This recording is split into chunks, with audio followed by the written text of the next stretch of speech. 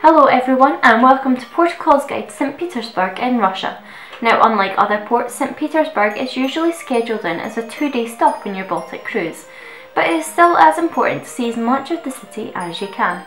Now, St. Petersburg is one of those more challenging ports to visit, as you simply cannot just walk off the ship and wander into the city. There are a few options for you. You can either obtain a visa, which can cost around £60. You can do a ship's shore excursion, which you don't need a visa for, or you can find a local tour company who's licensed to take visitors without a visa. Whichever way you choose, it will be an extra cost onto your cruise. Once you've sorted all that out though, what is there to visit in St. Petersburg? There are so many places, so we better get cracking on our top tips.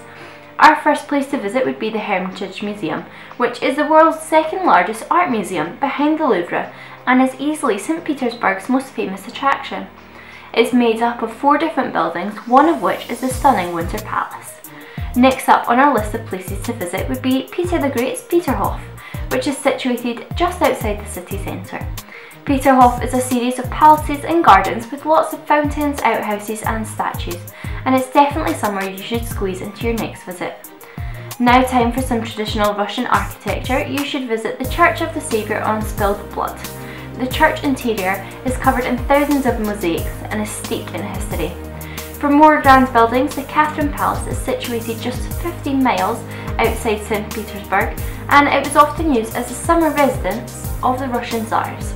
As with most of St. Petersburg, the palace is steeped in history and a fascinating place to escape the bustle of the city for a while. Of course, there are many more things that you can do and see in St. Petersburg, and those were just a few.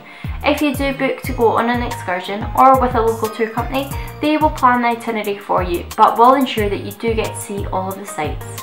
Our last tip for your stop in St. Petersburg would be to take in some Russian ballet if that takes your fancy. Cruise lines often have this as a nighttime excursion, and it's definitely not one to be missed if you do enjoy some dancing.